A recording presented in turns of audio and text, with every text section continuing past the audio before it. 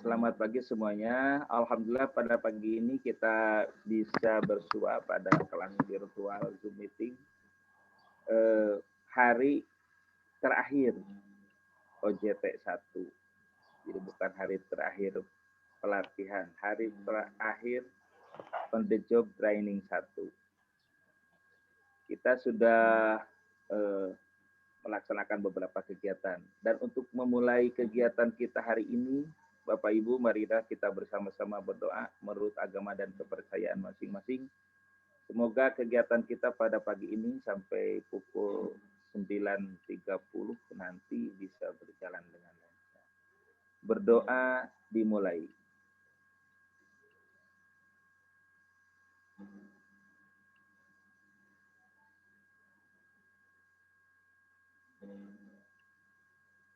Selesai.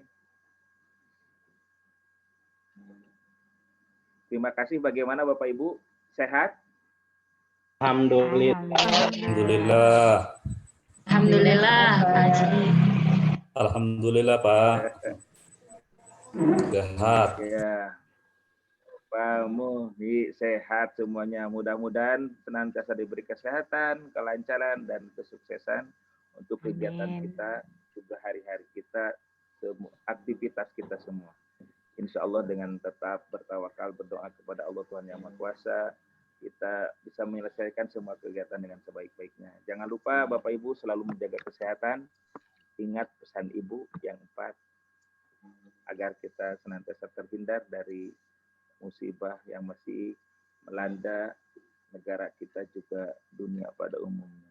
Bapak Ibu yang saya hormati, suara saya kecil ya? Suara saya kecil katanya? Jelas, Pak. Jelas, Pak. Bagus. Bagus, Pak. Bagus, Pak. Bagus di saya, bagus. Jelas, Pak, jelas. Bu Nurmalia katanya. Baik. Ibu, masih ada yang bersuara ya? Ya. Kita mulai saja kegiatan hari ini. Kita sudah mengalami beberapa kegiatan pada hari-hari kemarin. Dan saya mohon maaf apabila menyampaikan hal-hal yang kurang berkenan di hati Bapak Ibu sekalian. Semata-mata untuk saling memperbaiki, misalnya kalau ada hal yang masih kurang. Bapak Ibu yang saya hormati, saya sampaikan dulu bagaimana agenda kita hari ini. Sedikit unstable internet saya, mohon maaf.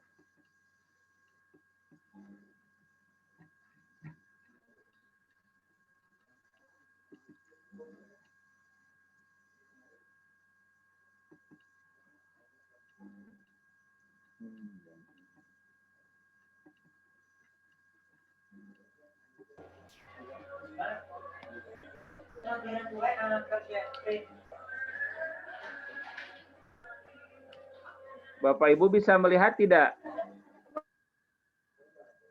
Sudah bisa dilihat tidak tayangannya? Bisa, Pak. Bisa, Pak. Bisa. Bisa, Pak. Oke, terima kasih. Iya, sudah kelihatan, kita mulai saja. Bapak Ibu, hari kita ini hari kelima atau hari terakhir dalam on the job training 1. OJT 1 ini hari kelima ini selama 2 jam pelajaran atau 2 kali 45 menit. Kegiatan kita hari ini adalah pertama pendalaman materi. Yang kedua penguatan materi dan refleksi. Yang ketiga penutupan kegiatan OJT 1. Ada 4 hal yang harus diselesaikan di LMS Bapak Ibu. Pertama umpan balik materi. Yang kedua, evaluasi pengajar diklat. Yang ketiga, evaluasi keterlaksanaan diklat OJT 1. Dan yang keempat, arahan persiapan mengikuti kegiatan IST atau In-Service Training. Jadi kegiatan besarnya ada 3, pendalaman materi, penguatan materi dan refleksi, serta penutupan kegiatan OJT 1. Ada 4 kegiatan di penutupan, umpan balik materi, evaluasi pengajar diklat, evaluasi keterlaksanaan diklat, dan arahan persiapan mengikuti kegiatan Ibu mempersiapkan laptopnya sudah, koneksi internetnya sudah, mudah-mudahan semuanya bisa lancar. Kemudian tugas 04-nya disiapkan oleh Bapak Ibu, kemudian bahan bacaan lain yang relevan. Ini media yang harus kita siapkan pada kegiatan hari ini. Tujuan pembelajaran pada hari kelima ini adalah merefleksi pengetahuan dan keterampilan manajerial, supervisi guru dan pendidik, dan pengembangan kewirausahaan melalui pendalaman materi terkait kompetensi dan beban kerja kepala sekolah. Jadi tujuan pembelajaran hari ini hanya merefleksi pengetahuan dan keterampilan yang sudah Bapak Ibu dalami, yang sudah Bapak Ibu baca pada kegiatan-kegiatan hari kemarin. Tugas 04. Bapak Ibu, pada hari ini kita akan mengadakan pendalaman. Pendalaman ini kita menggunakan refleks. Saya kan kemarin sudah mengatakan bahwa OJT 1 ini menggunakan 2 siklus. Pertama, siklus observe atau observasi. Yang kedua, siklus refleks. Tahap kedua, siklusnya adalah refleks. Merefleksi. Merefleksi ini adalah berupa kegiatan untuk mendalami materi pelajaran. Materi apa saja? Pertama, materi manajerial. Yang kedua, materi supervisi guru dan pendidik. Yang ketiga, materi pengembangan kewirausahaan. Bagaimana cara mendalaminya? Setelah Bapak Ibu membaca ketiga materi ini yang kemarin sudah dibaca, Bapak Ibu mengisi instrumen pendalaman materi, yaitu instrumen tugas 04. Di sini dibuka oleh Bapak Ibu, makanya persiapkan tugas 04. Selanjutnya, tugas 04 ini kita presentasikan. Jadi Bapak Ibu, silakan siapa saja. Kalau semuanya tidak mungkin, karena 20 orang, waktu kita hanya 1,5 jam. Jadi mungkin perwakilan saja, bisa 1, 2, atau 3 orang, bergantung melihat kita waktu saja. Jadi presentasi hasil isian instrumen pendalaman materi. Jadi presentasi tugas 04. Kemudian pengarahan persiapan tahapan IST. Jadi setelah Bapak Ibu mempresentasikan tugas 04, saya akan menyampaikan pengarahan persiapan. Itu Bapak Ibu yang akan kita laksanakan pada pagi ini. Kemudian materi bahan ajarnya apa saja? Bapak Ibu sudah membaca kemarin, walaupun tugas 04 ini ada 4 materi, tapi bahan bacaannya hanya 3, yaitu 1 materi manajerial. Materi manajerial ini di dalamnya Bapak Ibu sudah membacanya, bernama program sekolah RKS. Yang kedua, pengelolaan standar nasional pendidikan. Yang ketiga, pengawasan dan evaluasi. Yang keempat, kepemimpinan sekolah. Dan yang kelima, pengelolaan sistem informasi manajemen sekolah. Ini di manajerial. Bahan bacaan yang kedua adalah supervisi guru dan pendidik. Supervisi guru dan pendidik ini berisi pertama supervisi guru. Di dalamnya ada program supervisi guru, ada pelaksanaan supervisi guru, tindak lanjut supervisi guru, evaluasi supervisi guru, dan pelaporan supervisi guru. Bahan kedua dari supervisi guru dan pendidik adalah supervisi pendidik. Ada program supervisi pendidik, ada pelaksanaan supervisi pendidik, ada tindak lanjut supervisi pendidik, ada evaluasi supervisi pendidik, dan pelaporan supervisi pendidik. Bahan pelajaran yang keempat adalah bahan ajar yang keempat, yang ketiga mohon maaf. Bahan ajar yang ketiga adalah pengembangan kewirausahaan. 1, perencanaan program kewirausahaan. Yang kedua, pelaksanaan program kewirausahaan. Dan yang ketiga, evaluasi program pengembangan kewirausahaan sekolah. ini 3 materi ajar ini akan kita presentasikan oleh Bapak Ibu, perwakilannya siapa saja, kemudian kita diskusikan isinya ya Bapak Ibu. Itu jadi masuk yang pertama adalah presentasi dan diskusi. Setelah presentasi dan diskusi, saya akan masuk pada tahap refleksi. Setelah tahap refleksi, kita masuk untuk evaluasi diklat. Dan terakhir adalah penyampaian persiapan IST. Itu Bapak Ibu yang akan kita laksanakan hari ini. Kita mulai dengan presentasi dan diskusi. Saya stop dulu, Sir. Nah, bisa dipahami Bapak Ibu?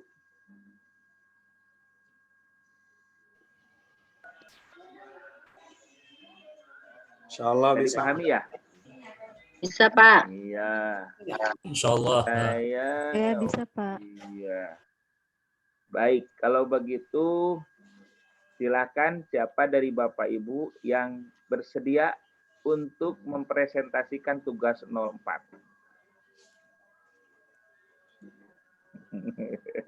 Silakan. Mau dari bapak-bapak dulu, ibu-ibu dulu, mau dari jenjang TK dulu, jenjang SD atau jenjang SMP, silahkan. Yang penting yang ikhlas saja. Silahkan, belum masih ragu-ragu ini. Tapi kalau sudah lama pasti sudah terbiasa. Silahkan siapa yang mau mempresentasikannya? Kemarin ya? Iya. Iya, emang iya. Iya, emang iya. Cerah emang apa? Ibu Mas. Silahkan siapa? Masa diam semuanya? Ini para kepala sekolah hebat ini. Saya sudah terbiasa, Bapak Ibu itu bicara itu sudah terbiasa. Silahkan. Nggak apa-apa kan kita diskusi. Dibacakan saja atau memakai improvisasi silakan. Kan tugas 04 sudah dibuat. Tinggal mempresentasikan. Kalau masih belum ada, mungkin bisa dimulai oleh ketua kelasnya. Siapa ketua kelasnya? Bu Alpiah, Bu. Bu Alpiah, Pak. Ketua kelasnya?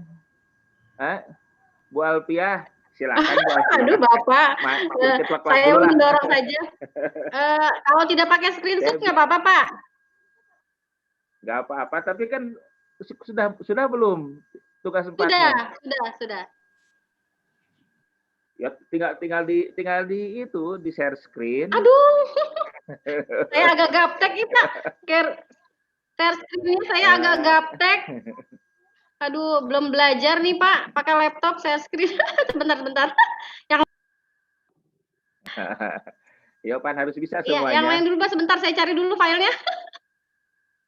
Cair dulu. Kelihatannya Pak Ahmad Saukani itu sudah siap tuh. Saya bacanya kali Pak ya. Mudah-mudahan Saya dulu ya Pak Ahmad Saukani deh. mudah-mudahan ada salahnya Pak. Pak Ahmad. Oh iya. Kalau ada salahnya berarti yang benernya banyak. Kalau ada benernya banyak salahnya. Kalau ada salahnya banyak benernya insya Allah. Gak apa-apa kita diskusi saja, santai saja. Silakan Pak Ahmad Saukani. Saya baca aja kali Pak ya. Ya. Dari Di share screen. Ya, di share screen saja. ya bentar Pak. Ya. Kan awal mah belum berani. Ini saya juga deg-degan Pak sebenarnya. Udah kelihatan belum Pak? Belum muncul, kalau di saya nggak tahu yang di yang lain mungkin ada. Nah, sekarang sudah muncul. Udah muncul Pak ya? Sudah. Ada Pak? Sudah. Baik, bismillahirrahmanirrahim. Sudah muncul. Assalamualaikum warahmatullahi wabarakatuh. Waalaikumsalam warahmatullahi wabarakatuh. Bapak Haji Abdul Aziz yang sama-sama kita hormati dan para kepala sekolah yang saya hormati. Langsung saja ya Pak, dari hasil pengerjaan saya yang ala kadarnya ini Pak ya. Mudah-mudahan benernya ade, salahnya ade. Jadi bahasa Betawi nih Pak. Saya orang Betawi Pak. Nggak apa-apa. Ya orang Bekasi kayaknya nih, dari Bekasi. Saya dari Pancoran Pak, asli Pancoran Jakarta Selatan Pak. Oh. Nah, baik, dari hasil Jadi yang Bekasi. pertama, resum hasil eksplorasi materi dari yang manajerialnya. Saya singkat saja sih Pak, dari ini aja. Yang pertama, Jadi, disampaikan saja. Yang pertama, sekolah perlu merencanakan kerja sekolah baik berupa RKJM, rencana kerja jangka menengah, untuk dicapai dalam kurun waktu 4 tahun. Dan juga harus dibuat RKT, rencana kerja tahunan, sebagai penguatan untuk RKJM, dan RKS, rencana kerja anggaran sekolah. Yang kedua, RKS berfungsi sebagai legitimasi, yang kedua sebagai pengarah, yang ketiga sebagai minimalisasi, yang pemborosan sumber daya, dan yang keempat penetapan standar kualitas. Poin yang ketiga, penyusunan RKS diawali dengan pelaksanaan evaluasi diri sekolah. Jadi dari setiap tahun untuk membuat RKS tahun berikutnya, maka harus dievaluasi atau pelaksanaan evaluasi diri sekolah dari perjalanan aktivitas sekolah yang tahun kemarin, sehingga penyusunan RKS bisa berjalan dengan baik untuk tahun yang akan datangnya. Kemudian yang keempat, pengembangan RKS dilakukan setelah menyusun program prioritas dalam pemenuhan 8 SNP. 8 SNP itu terdiri dari standar isi, standar proses, standar kompetensi kelulusan, standar kompetensi pendidikan dan tenaga kependidikan, standar sarana dan prasarana, standar pengelolaan, standar pembiayaan, dan standar penilaian. Poin yang keenam yang saya catat Pak, kegiatan monitoring dan evaluasi dengan bertujuan untuk mendukung perencanaan, mengetahui kemajuan program sebagai alat akuntabilitas program dan advokasi. Poin yang ketujuh, pada manajerial ini, maka kepala sekolah harus mampu menjadi pemimpin pembelajaran. Yang kedua, agen perubahan. Maka hal baru yang diperoleh dalam konteks manajerial ini, yang pertama, kepala sekolah banyak tuntutan, yaitu menyusun perencanaan sekolah untuk berbagai tingkatan peranan. Yang kedua, mengembangkan organisasi sekolah madrasah sesuai kebutuhan. Yang ketiga, memimpin sekolah dalam rangka pendayagunaan sumber daya sekolah. Yang keempat, mengelola perubahan dan perkembangan sekolah. Yang kelima, menciptakan budaya dan iklim yang kondusif dan inovatif bagi pembelajaran anak didik. Yang keenam, mengelola guru dan staf dalam rangka pendayagunaan sumber daya manusia secara optimal. Yang ketujuh, mengelola sarana dan prasarana dalam rangka pendayagunaan secara optimal. Yang kedelapan, mengelola hubungan dan masyarakat dalam rangka pencarian dukungan, ide, sumber belajar, pembiayaan sekolah, mengelola peserta didik dalam rangka penerimaan peserta didik dan penempatan serta pengembangan kapasitas peserta didik. Yang ke-10, mengelola pengembangan kurikulum dan kegiatan pembelajaran sesuai arah dan tujuan pendidikan nasional. Yang ke-11, mengelola keuangan sekolah sesuai dengan prinsip pengelolaan yang akuntabel dan transparan serta efisien. Yang ke-12, mengelola ketatausahaan sekolah dalam mendukung pencapaian tujuan sekolah. Yang ke-13, mengelola unit layanan khusus sekolah dalam mendukung kegiatan pembelajaran dan kegiatan peserta didik di sekolah. Yang ke-14, mengelola sistem informasi sekolah dalam mendukung penyusunan program. Yang ke-15, memanfaatkan kemajuan teknologi informasi bagi peningkatan pembelajaran dan manajemen sekolah. Yang ke-16, melakukan monitoring, evaluasi, dan pelaporan pelaksanaan program kegiatan sekolah dengan prosedur yang tepat, serta merencanakan tindak lanjutannya. Mungkin poin pertama dulu kali Pak ya, manajerial dulu. Semuanya saja dulu diselesaikan. Semuanya. Ya. Baik, poin dari hal yang baru di Pro ini ada 16 poin, jadi saya kira beberapa poin aja kali Pak yang saya baca tadi ya. Ya. Baik, sekarang yang kedua, materi pelajaran dari supervisi guru dan tenaga kependidikan.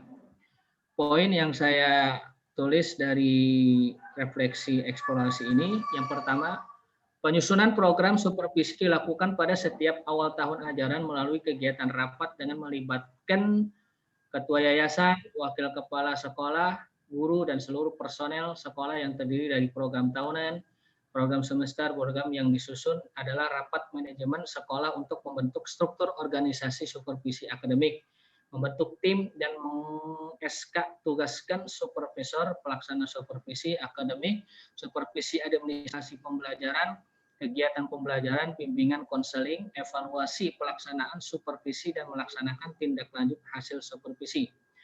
Poin yang kedua, supervisi dilaksanakan berdasarkan jadwal yang telah ditentukan oleh tim pelaksana supervisi akademik. Sebelum melaksanakan supervisi, kepala sekolah mensosialisasikan tentang pelaksanaan supervisi dan menyiapkan instrumen pelaksanaan supervisi. Teknik supervisi yang digunakan adalah teknik individual dan kelompok meliputi kunjungan kelas, percakapan pribadi, rapat guru, diskusi sebagai proses kelompok, tukar-menukar, pengalaman, diskusi, dan seminar. Poin yang ketiga, evaluasi supervisi dilaksanakan pada setiap akhir semester dengan menginformasikan kepada guru secara individual dan kelompok terlebih dahulu. Hasil evaluasi akan dipertahankan serta ditingkatkan apabila sudah mencapai tujuan, sedangkan kekurangan akan dianalisis dan mengadakan perbaikan-perbaikan dalam penyusunan program pada tahun berikutnya. Poin yang keempat, faktor pendukung pelaksanaan supervisi adalah guru menanggapi secara positif tentang pelaksanaan supervisi, terjalinnya hubungan yang baik antara guru dengan guru, dan kepala sekolah dengan guru, dan timbulnya kesadaran guru untuk meningkatkan kemampuannya, sedangkan hambatan-hambatannya adalah adanya guru yang tidak hadir waktu pelaksanaan supervisi yang disebabkan karena sakit, izin mengikuti pelatihan, adanya guru yang gugup ketika dilakukan supervisi dan kesibukan kepala sekolah dan guru.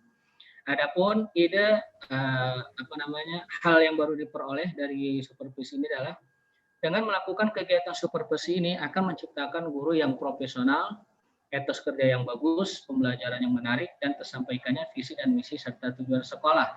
Usaha pemberian bantuan kepada guru dalam bentuk pelayanan profesional yang dilakukan oleh supervisor, pengawas sekolah, kepala sekolah, dan pembina lainnya, guna meningkatkan mutu proses dan hasil belajar mengajar.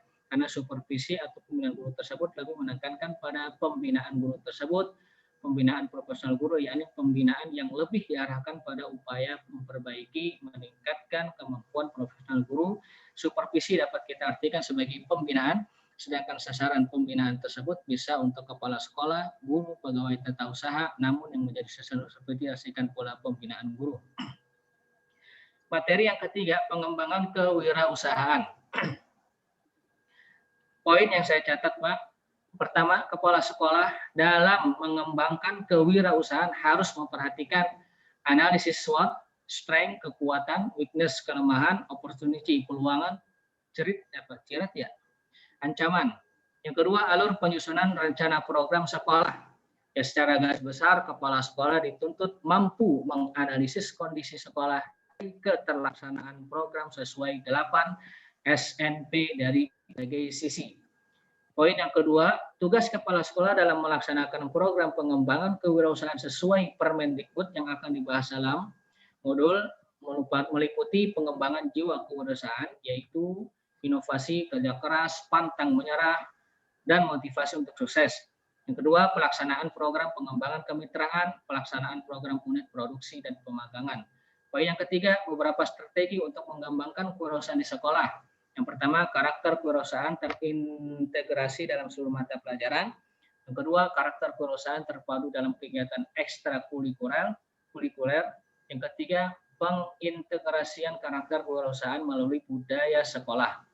Poin yang keempat, pengembangan kewirausahaan dapat melalui potensi sekolah dengan melibatkan pendidikan dan tenaga kependidikan, peserta didik, orang tua, siswa, komite sekolah, sarana prasarana, dan pembiayaan.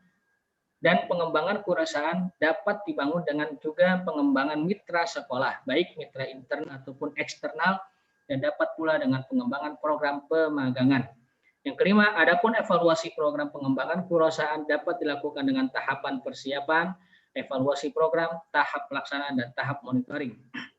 Adapun hal yang baru didapatkan, kepala sekolah yang profesional akan selalu bekerja keras dengan sepenuh hati untuk mencapai keberhasilan sekolah. Kepala sekolah harus mampu mengidentifikasi potensi sekolah adalah beberapa aktivitas yang menggambarkan kerja keras dalam memajukan sekolah. Kepala sekolah yang bermental wirausaha juga memiliki kemampuan mengembangkan potensi sekolah dengan sumber daya yang terbatas, dengan kreatif dan mampu menjalin kemitraan dengan lembaga lain. Kepala sekolah harus mampu menciptakan pengalaman belajar melalui kegiatan-kegiatan kewirausahaan dan menciptakan income generating bagi sekolah. Kegiatan kewirausahaan di sekolah yang melibatkan peserta didik akan memberi pengalaman nyata belajar wirausaha sehingga memperkaya pengalaman belajar peserta didik. Kegiatan kewirausahaan dengan melibatkan kemitraan memegang peranan penting dalam membantu meningkatkan kualitas pendidikan di tingkat satuan pendidikan. Oleh karena itu, kepala sekolah harus memiliki komitmen yang kuat untuk menerapkan kemitraan dengan sekolah lain atau lembaga lain sesuai dengan prosedur. Yang keempat, bahan materi atau refleksi dari latihan studi kasus masalah pembelajaran. Saya hanya melihat dari poin-poin, tidak melihat dari kisah. Untuk mengidentifikasi permasalahan yang dihadapi pada sekolah, maka perlu dirumuskan. Menentukan kekuatan sekolah berguna untuk menjadi motivasi, menentukan kelemahan sekolah untuk dijadikan pembelajaran, mempadaskan untuk menjadi solusi, menyebutkan atau mengidentifikasikan masalah yang ditemukan, dan kemudian diberikan solusi yang terbaik untuk menyelesaikan permasalahan yang baik. Hal yang baru didapat, untuk mendapatkan hasil yang baik dalam pembelajaran, maka harus rutin untuk melakukan supervisi guru, tendik guna, dan tendik guna membentuk tim khusus untuk penanganan dalam permasalahan belajar dan merencanakan strategi yang jitu guna menyelesaikan permasalahan yang terjadi. Ini Pak, dari hasil yang saya buat, mudah-mudahan bimbingan dan kekurangan mohon dibimbing Pak. Terima kasih. Oke, terima kasih Pak Ahmad Saukan. Boleh ditutup dulu.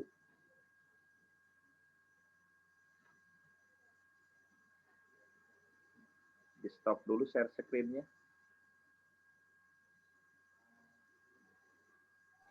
Lagi proses penutupan Pak. Iya.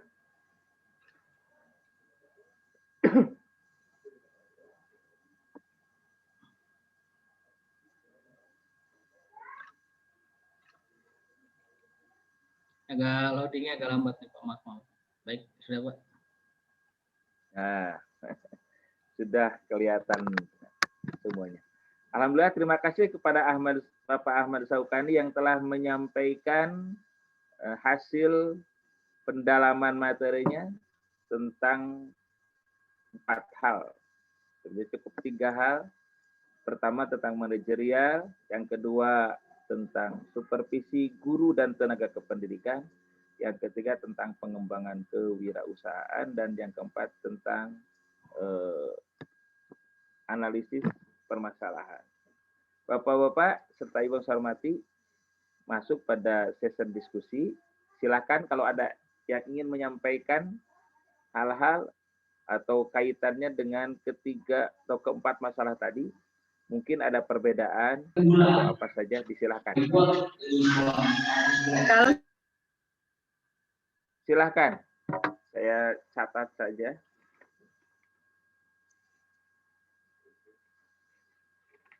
Silakan Bapak Ibu.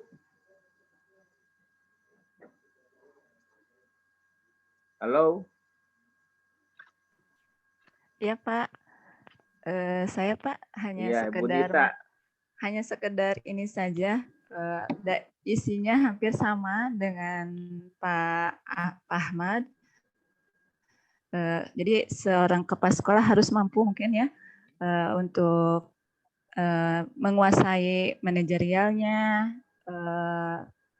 melakukan supervisi kepada guru demi kemajuan, demi terlaksananya pembelajaran yang lebih baik. Terus kewirausahaan untuk meningkatkan mutu lembaganya tersebut, mungkin itu hanya sebagian kecil hampir sama, sebagian besar hampir sama gitu. Kalau sebagian kecil yang samanya, yang besar-besarnya Iya, bukan maaf. besarnya beda. Gugup Pak, gugup. Ini sambil masukkan aja agak ngedeg-deg gitu Pak. Masa ngadeg-deg, biasa-biasa saja. Agak tegang, takut Saya salah paham, Pak. saya sudah tahu. Kok takut salah. Bapak Ibu yang saya hormati, saya sudah membaca beberapa tulisan Bapak Assalamualaikum, Ibu, Pak. baik pada tugas 02, 03, ya. Kalau Bu saya Tuti. sedikit untuk hasil kemarin yang tugas keempat itu, tapi sebagian besar sih sudah mencangkup dari poin-poin manajerial, kewirausahaan sama supervisi. Ya, ya. Terus ada masukannya, ada perbedaan pendapat? Sebentar Pak, saya ini dulu.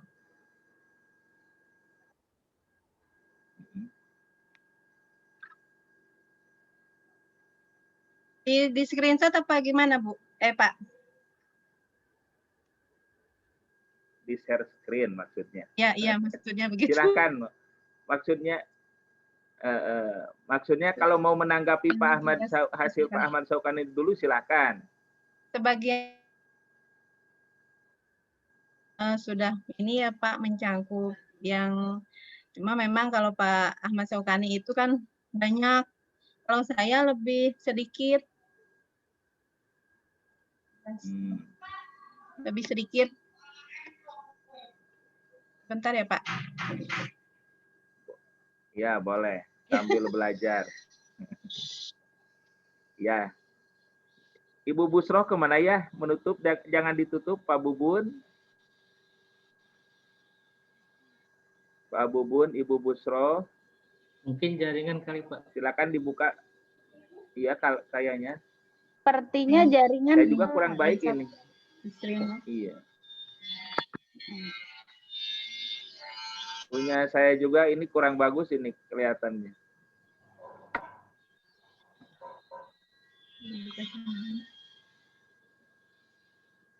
Silakan Bu Tuti. Bentar Pak. Sudah kelihatan nggak? Ya, sebentar ya Pak. Belum Bu.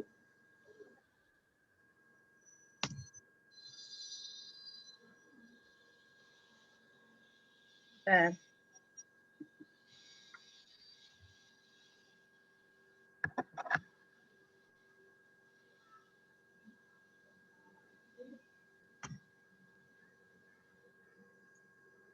Lagi di Bu Tuti masih berusaha. Ya.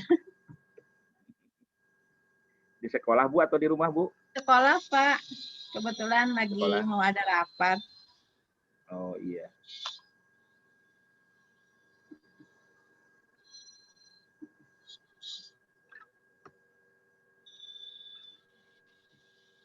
Pak, sudah ya? Kelihatan ya Pak?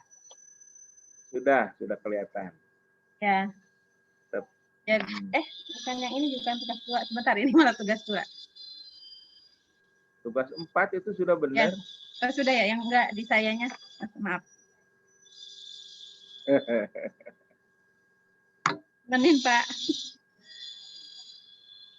Ya, silakan.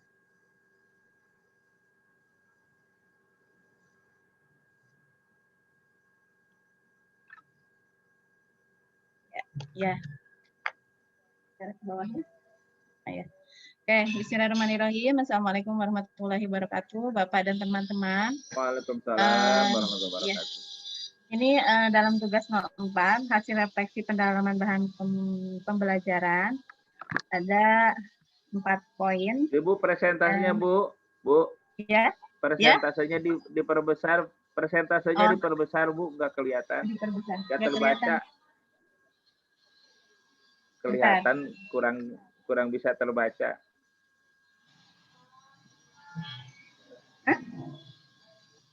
Enggak itu. Kan?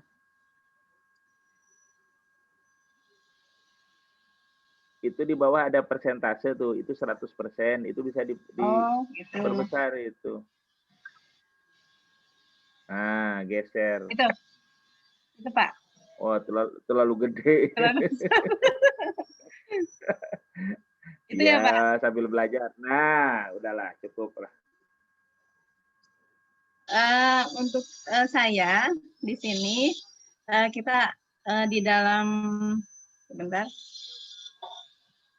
Di dalam hasil refleksi pendalaman bahan pembelajaran itu ada 4 materi. Yang pertama yaitu manajerial, kedua supervisi guru dan tenaga pendidikan, ketiga pengembangan kewirausahaan, dan yang keempat latihan studi kasus masalah. Nah, untuk yang poin yang pertama, saya berikan secara garis besarnya untuk manajerial, yaitu resume hasil eksplorasi materi yang sudah saya baca. Di dalam materi manajerial itu adalah manajerial ini membahas tentang perencanaan program sekolah, dituangkan dalam RKS,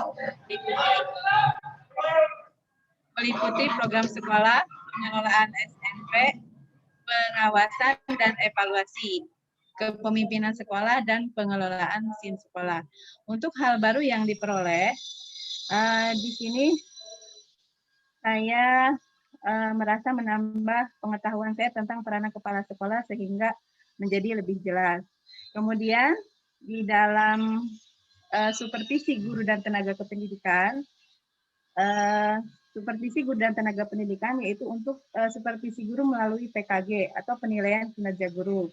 Sedangkan untuk supervisi tenaga kependidikan, penilaiannya melalui penilaian kinerja tenaga kependidikan. Nah, masukan untuk saya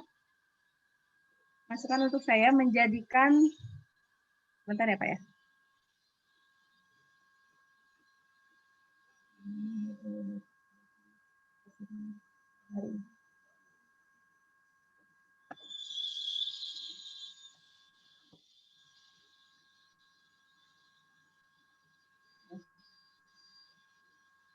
Hal barunya yaitu menjadikan pemahaman yang lebih jelas dalam seorang kepala sekolah bagaimana memimpin dalam kesatuan melalui supervisi guru dan tendik. Kemudian dalam pengembangan kewirausahaan ini meliputi perencanaan pengembangan, pelaksanaan pengembangan, cara-cara mengembangkan kewirausahaan, strategi, pembelajaran kewirausahaan di sekolah, dan pengembangan kewirausahaan potensi sekolah. Kemudian hal yang dapat saya ambil dari bacaan pengembangan kewirausahaan itu adalah dapat mengetahui hal-hal yang berkaitan dengan kewirausahaan, terutama cara-cara mengembangkannya. Kemudian yang latihan studi kasus, masalah pembelajaran, saya ambil dari kasus Ibu Susi yang kasus tugas 2 itu latihan 2 ya Pak ya. Saya ambil dari situ. Sebagian besar permasalahan dalam latihan studi kasus Ibu Susi adalah mengenai siswa, yaitu siswa sering datang terlambat, motivasi siswa rendah, kemudian rendahnya kepedulian siswa terhadap kebersihan dan tidak banyaknya minat untuk melanjutkan sekolah ke jenjang berikutnya. Kemudian yang dapat saya ambil dari kasus Ibu Susi itu, hal baru yang dapat diambil adalah bisa dijadikan contoh yang contoh baik, yaitu seorang kepala sekolah yang berjiwa visioner ke depan dengan melakukan supervisi guru dan tendik secara terjadwal dan rutin. Itu saja mungkin Pak yang dapat saya sampaikan. Ya, mohon maaf apabila banyak kekurangannya. Terima kasih. Wassalamualaikum warahmatullahi wabarakatuh. Waalaikumsalam warahmatullahi wabarakatuh. Kita beri aplaus untuk Ibu Tuti Alawiyah. Pak Ahmad Saukani tidak beri tepuk tangan tadi. Mohon maaf. Bapak Ibu, sudah ada 2 penampil. Saya harus memberikan satu saja dulu, satu lagi. Nanti kita bicarakan lebih panjang lebar. Dari kelompok TK sekarang. Tadi Pak Ahmad Saukani dari kelompok jenjang SD, Ibu Tuti Alawiyah dari jenjang SMP. Satu lagi kita tampilkan dari jenjang TK. Kemudian kita diskusi lebih panjang lebar. Silakan. Siapa? Dari TK. Boleh saya Pak mencoba? Bu Yeni. Ya. Bu Yeni dari TK ya? Ya, dari TK. Ya, silakan. Iya, Bu Yeni. Kita coba. Ada 3 jenjang. Kita diskusi. Silakan Bu Yeni. Sebentar Pak, lagi untuk screen itu apa? Share screen-nya. Share screen. Share screen. Oke. Bapak Ibu semuanya harus bisa. Share screen harus bisa semuanya. Nah, udah terlihat Pak, Ibu. Bu? Sudah terlihat?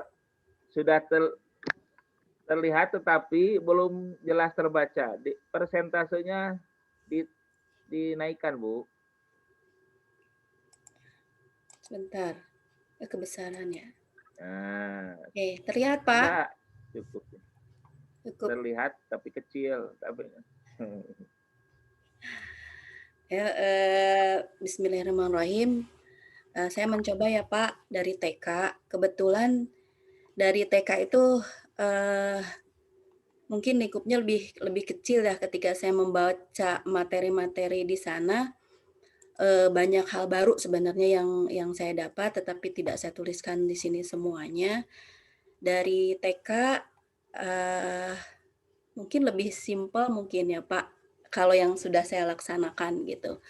Untuk yang manajerial, ini tugas kepala sekolah, memang merencanakan program sekolah dan program sekolah itu harus berhubungan penyelenggaraan pendidikan sekolah untuk mencapai tujuan yang efektif, efisien. Program sekolah harus disesuaikan dengan kondisi sekolah, potensi daerah sekitar, kondisi sosial, budaya masyarakat, dan kebutuhan peserta didik. Tentunya setiap membuat program kita selalu diusahakan untuk selalu seperti ini sudah melaksanakan mungkin ya Pak. Terus semuanya harus juga relevan dengan visi, misi, dan tujuan sekolah.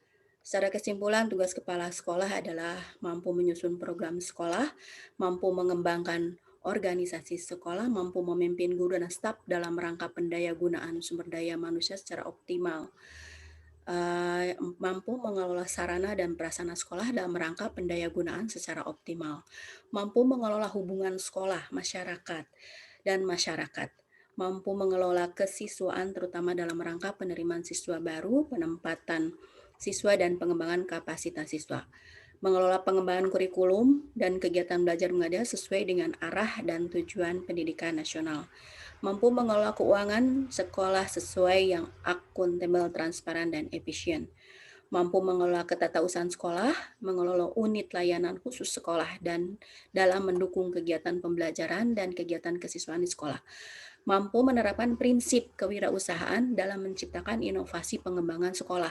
Tentunya di TK ini luar biasa Pak persaingannya teman-teman untuk kewirausahaan ini mungkin lebih banyak karena di TK itu kegiatan kita kebanyakan harus menyenangkan di outdoor ya, tidak seperti mungkin SD, SMP, dan yang atas sana sudah banyak mungkin di kelas. Kalau di kita tentang kewirausahaan ini betul-betul menjadi unggulan sekolah di TK. Terus mampu menciptakan budaya dan iklim kerja yang kondusif bagi pembelajaran siswa, mampu mengelola sistem informasi sekolah, terampil dalam memanfaatkan kemajuan teknologi informasi, terampil mengelola kegiatan produksi dalam mendukung sumber pembiayaan sekolah dan sebagai sumber belajar siswa, mampu melaksanakan pengawasan terhadap pelaksanaan kegiatan sekolah sesuai standar pengawasan yang berlaku. Konsep rencana sekolah dimaksudkan agar dapat dipergunakan sebagai kerangka acuan oleh kepala sekolah dalam mengambil kebijakan. Tentu ini sangat penting sekali sebagai pedoman dalam mencapai keberhasilan pelaksanaan program belajar mengajar dan administrasi sekolah agar pengelola sekolah tidak menyimpang dari prinsip manajemen. Itu dan temuan dari saya dari hasil bacaan tentang manajerial ini. Banyak sekali untuk saya masukannya di TK itu lebih detail lagi mungkin yang belum saya pahami, ternyata banyak sekali materi yang saya temukan, tetapi di sini saya hanya menuliskan beberapa, yaitu pembuatan program sekolah yang begitu detail lagi dari yang saya ketahui sebelumnya, pengelolaan SMP, SNP, pengawasan dan evaluasi, cara kepemimpinan sekolah, pengelolaan SIM sekolah. Di sini juga ada prinsip MONEP yang lebih terencana, objektif, dapat dipertanggungjawabkan, berkesinambungan, transparan, fungsional. Itu temuan-temuan yang membuat saya lebih kaya ilmu lagi, karena kita di TK mungkin kalau saya nggak tahu teman-teman yang di TK kepala sekolah, kita tidak segamblang ini gitu untuk keilmuan di manajerial ini. Ada instrumen monitoring juga tentang angket yang ada sifatnya terbuka dan tertutup, observasi wawancara mungkin kita sudah mengenalnya. Itu dari manajerial. Untuk selanjutnya tentang supervisi. Supervisi guru dan tenaga kependidikan. Supervisi yang kita tahu yang kita sudah baca adalah kegiatan untuk memperbaiki pembelajaran dan pengelolaan agar tercapai pembelajaran yang bermutu. Supervisi ini harus dilaksanakan secara berkesinambungan dan terprogram, sehingga dengan supervisi ini diharapkan guru dan tenaga kependidikan akan makin berkualitas dan berdampak pada meningkatnya prestasi anak didik. Itu sudah jelas. Guru dan tenaga kependidikan harus mendapat layanan supervisi tanpa diskriminasi, begitupun layanan pada anak didik. Harus sesuai dengan Undang-Undang Perlindungan Anak untuk mewujudkan anak Indonesia yang berkualitas, berakhlak mulia, bahagia, dan bermakna yang sering kita dengar dengan student well-being. Supervisi guru harus memperhatikan perencanaan dan pelaksanaan supervisi, laporan hasil supervisi, tindak lanjut supervisi. Supervisi tenaga kependidikan terdiri dari konsep supervisi kependidikan, melaksanakan pengawasan kepada guru dan tenaga kependidikan untuk meningkatkan mutu dan efektivitas pengelolaan pembelajaran. Prinsip supervisi tenaga kependidikan, supervisor menjauhkan diri dari sifat otoriter, harus bersifat demokratis, keterbukaan, berpartisipatif, dan kooperatif. Supervisor dapat menciptakan hubungan kemanusiaan yang humanis. Supervisor melaksanakan secara berkesinambungan, terintegrasi, mengaitkan antara komponen-komponen standar nasional dengan pengelolaan administrasi sekolah. Supervisor harus kooperatif, mencakup keseluruhan manajerial, administrasi, dan operasional sekolah. Supervisor juga harus konstruktif, supervisor harus objektif berdasarkan fakta permasalahan yang ada di sekolah. Temuan yang saya dapat dari bacaan itu tentang supervisi guru dan tenaga pendidikan, hal barunya ada berbagai langkah supervisi guru dan tenaga kependidikan yang makin jelas, ternyata sangat banyak, terutama untuk TK. Ini adalah kembali lagi ilmu kami semakin bertambah luas gitu ya, karena yang dipelajari untuk memperluas wawasan, menyempurnakan pelaksanaan supervisi. Kita sudah melaksanakan, tetapi dari bacaan yang saya baca, begitu banyak masukan, catatan yang baru yang mungkin itu teman-teman di kepala sekolah TK akan lebih mempergunakannya lebih bermanfaat lagi untuk di sekolah kita masing-masing. Menyusun program supervisi guru dan tenaga kependidikan dijelaskan secara lebih rinci tentang teknik, memilih pendekatan, latar belakang, tujuan, dan indikator keberhasilan. Itu untuk di supervisi. Selanjutnya tentang kewirausahaan. Kewirausahaan ini di TK terutama teman-teman, ini adalah hal unggulan buat kita karena pembelajaran di TK harus sering melakukan praktek atau outdoor ya, field trip dan sebagainya. Tentu kewirausahaan ini adalah menjadi unggulan buat di TK. Kewirausahaan ini adalah pengertian tentang SWOT, pengujian terhadap kekuatan dan kelemahan internal sebuah organisasi serta kesempatan dan ancaman lingkungan eksternalnya. Di sini dijelaskan juga saya untuk mengingatkan kembali straight kekuatan positif sekolah. Kekuatan positif sekolah tentunya setiap sekolah akan memberdayakan ini, terus kelemahan kondisinya apa, peluang kondisinya sekarang untuk masa depan yang menguntungkan. Terus treat tantangan eksternal sekarang dan akan datang yang tidak menguntungkan. Pelaksanaan program pengembangan kewirausahaan adalah dibagi dengan pengembangan jiwa, harus ada pengembangan jiwa kewirausahaan. Karakteristik pimpinan kewirausahaan, proaktif, inovatif, berani mengambil resiko, kerja keras pantang menyerah, memotivasi berprestasi yang tinggi. Dari kewirausahaan ini sebenarnya kadang-kadang sulit ya kalau misalnya ada karakter memang guru yang memang kepala sekolah yang memang kewirausahaannya kurang, dan ini mungkin harus dilatih di sini karena tidak semua ternyata teman-teman kita di lapangan untuk melaksanakan kewirausahaan itu banyak yang kesulitan. Ternyata memang setelah kita baca tidak semua kepala sekolah yang mampu melaksanakan kewirausahaan ini karena dengan banyaknya seperti ini. Tetapi dengan adanya ini, cara mengembangkan kewirausahaan, melakukan evaluasi diri, berdasarkan evaluasi harus belajar terus tentang gagasan, inovasi dan dari yang sebelumnya, mempelajari kewirausahaan dilakukan berbagai cara, tentunya kita di Kepala Sekolah TK semakin dibekali tentang kewirausahaan ini. Strategi pengembangan kewirausahaan sekolah adalah karakter kewirausahaan harus terintegrasi dalam seluruh mata pelajaran. Tentunya ini kalau di TK kita betul-betul membuat program kewirausahaan itu semuanya terintegrasi dengan tema, dengan program yang lainnya.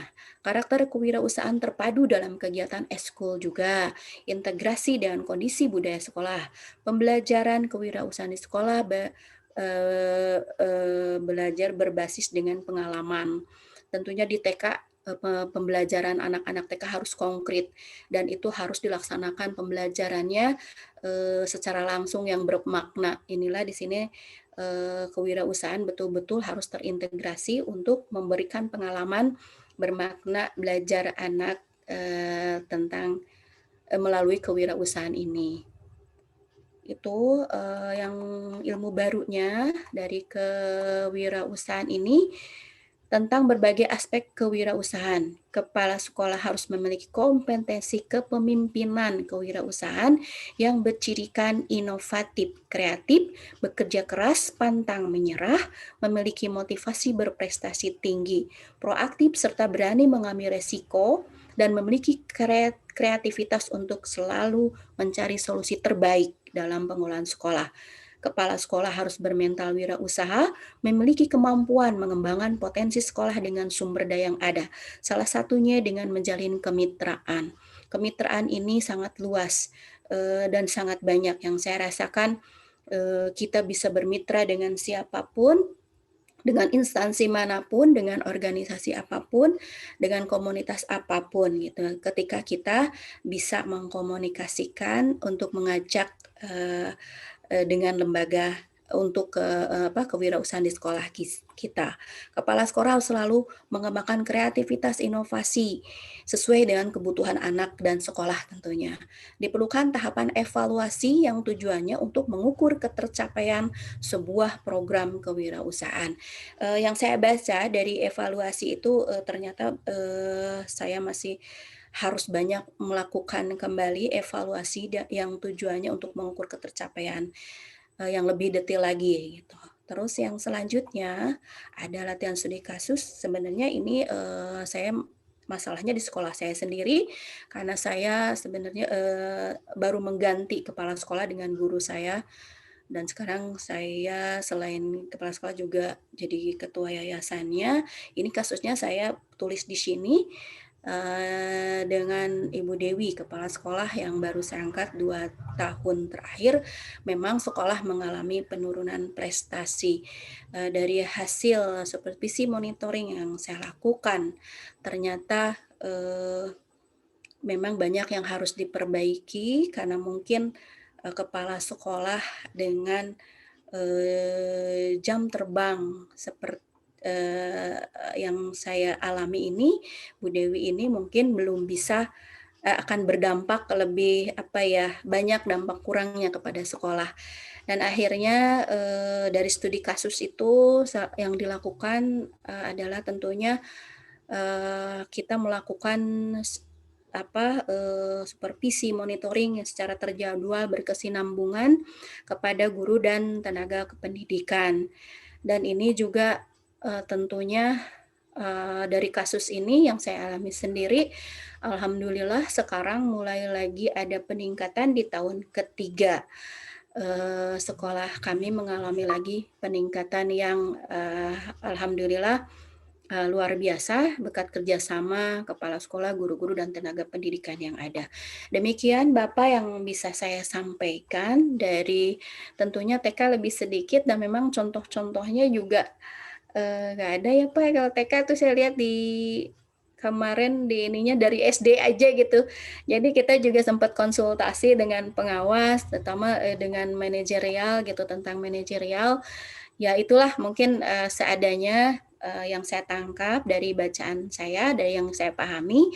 Mudah-mudahan banyak kurangnya ya Pak. Jadi banyak masukannya kepada kami gitu. Mudah-mudahan lebih bisa dimanfaatkan di kesempatan yang lebih baik lagi di masa mendatang. Terima kasih Bapak. Dari saya terima kasih.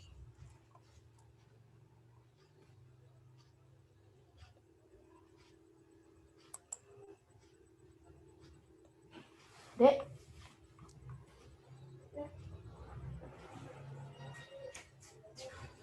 Ditarik dulu.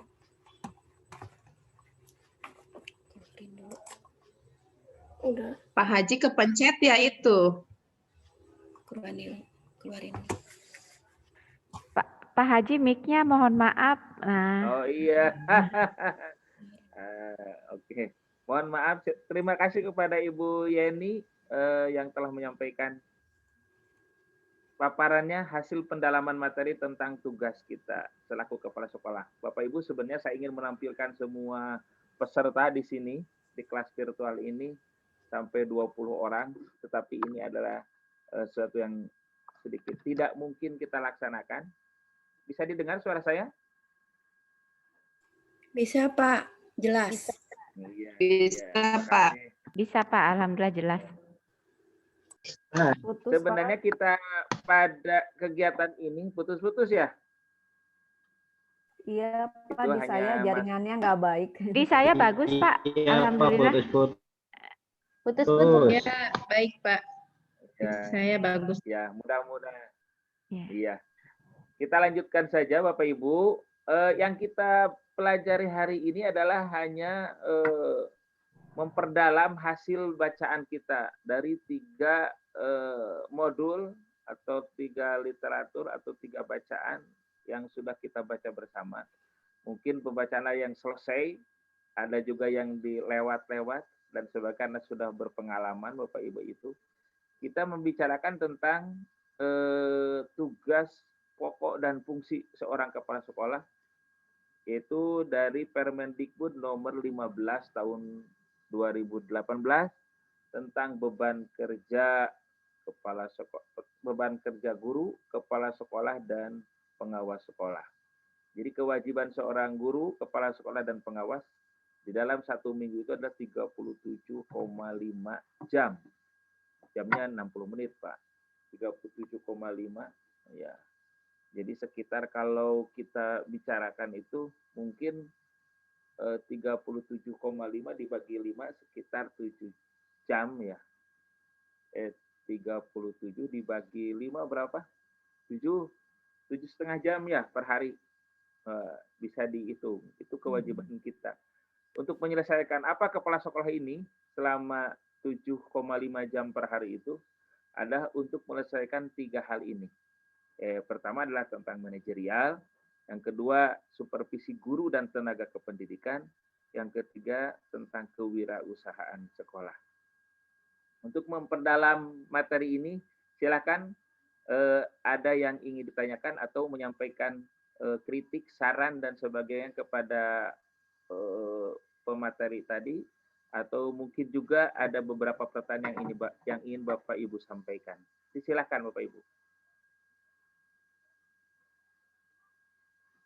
Silakan. Ini paham atau masih bingung gitu? Maaf Pak, Silakan ada maaf Pak. Silakan. Iya Pak. Silakan Ibu Yeni. Iya, ini Pak, terima kasih. Ya. Saya dari TK itu kenapa sih nggak ada Pak di situ langsung ke SD, SMP, SMA, SMK. Yang TK kok nggak di absen, di situ ada yang materi yang yang di download itu loh Pak. Yang mana? Yang PDF best yang practice ya? Iya. Yang best practice. Iya betul. Ini setiap pelatihan, bukan kelas kita saja Ibu-Ibu, memang LMS dari Jakartanya yang dibuat itu, yang best practice adalah contohnya SD, SMP, SMA, SMK gitu, yang modelnya itu. Kita juga sudah menyampaikan Bu Yeni ya, bukan diskriminatif sebenarnya. Kita hanya sebagai pengajar, ya, tapi kita sudah menyampaikan kepada LP2KS karena supervisornya kita ini langsung dari LP2KS sekarang. Sudah disampaikan mengapa di modul itu tidak ada best practice, contoh best practice TK begitu. Iya. Tapi sebenarnya kita tidak perlu bingung lah. Sekarang banyak akses yang kita bisa ambil ya melalui Google, melalui mesin pencari yang lainnya, Bapak Ibu bisa mencari model best practice TK banyak itu. Iya. Tapi kemungkinan ya ingin tahu saya aja juga Pak dicantumkan tapi gitu. Ingin aja dicantumkan. Sudah disampaikan Bu Yeni, sudah disampaikan sebenarnya dari pelatihan dari awal itu sudah disampaikan. Pelatihan gelombang 1, gelombang 2, sekarang gelombang 3. Ya pasti akan muncul lagi seperti itu. Itu wajar-wajar. Ini Tapi aja kami sih sudah Pak, menyampaikannya. Bapak punten saya nitip aja gitu, entah kepada siapa. Iya. Seperti kalau di TK itu kan sebenarnya mungkin dianggapnya sangat mungkin paling mudah gitu. Tapi kan ternyata di TK itu kan di situ anak diajarkan untuk bisa belajar yang sesungguhnya di SD dan selanjutnya. Jadi betul-betul pondasi untuk di TK itu. Jadi mohon mungkin Bapak bisa menyampaikan gitu ya Pak, betapa pentingnya gitu kan. Sulit sekali mengajar di TK itu. Jadi itu harusnya lebih banyak terfokus. Ya kami tidak ini ya Pak, semuanya juga dengan tugasnya masing-masing. Tetapi kan di sini di TK kita betul-betul untuk bisa anak itu bisa belajar ke jenjang yang selanjutnya. Itu aja Pak. Terima kasih. Mohon maaf masukannya. Terima kasih Bu Yeni. Akan kita sampaikan lagi kepada supervisor dari LP2KS. Ya, terima kasih Pak. Di LMS tidak ada model best practice TK begitu. Ya, terima kasih Pak. Ya, yang lainnya silakan. Iya, sama-sama Bu Yeni, sama-sama. Silakan yang lain ada yang bertanya. Kalau tidak ada yang bertanya, saya yang akan bertanya kepada Pak Ibu. Atau hasil bacaannya sama atau tidak dibaca? Pasti dibaca ya Bapak Ibu ya. Assalamualaikum Pak. Enggak mungkin. Assalamualaikum Pak. Ibu Lia. Bu Lia, silakan Bu Lia. Assalamualaikum warahmatullahi wabarakatuh. Waalaikumsalam warahmatullahi wabarakatuh. Ini Pak, mungkin saya buka pertanyaan atau merefleksikan yang tadi Bapak Ibu tentang resume hasil eksplorasi materi. Kemarin saya tugas ini memang begitu pusing buat saya ya, karena memang satu sisi saya itu awalnya basicnya itu adalah kepala sekolah TK sama dengan Bu Yeni Pak. Jadi pas saya lihat pendalaman dari manajerial kewirausahaan yang poin yang ketiga tadi itu memang begitu baru buat saya, sehingga saya agak-agak gimana kemarin pengisiannya Pak ya. Nah, yang dari ketiga ini hal baru memang saya belum begitu paham tentang semua tupoksi yang harus dijalankan oleh kepala sekolah. Apalagi tadi kata Bapak, tupoksi kepala sekolah itu adalah beban kerjanya 1 hari 7,5 jam ya Pak ya? Ya. Ya, sedangkan kita sebagai kepala sekolah jarang sekali di sekolah melihat kondisi yang ada di sekolah kita gitu.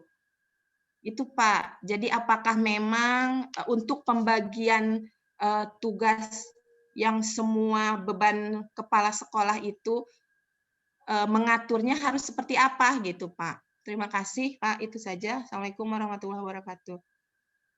Waalaikumsalam warahmatullahi wabarakatuh. Terima kasih Bu Lia. Saya kembali sampaikan lagi bahwa ini adalah amanat Permendikbud nomor 15 tahun 2018 tentang beban kerja guru, kepala sekolah, dan pengawas sekolah.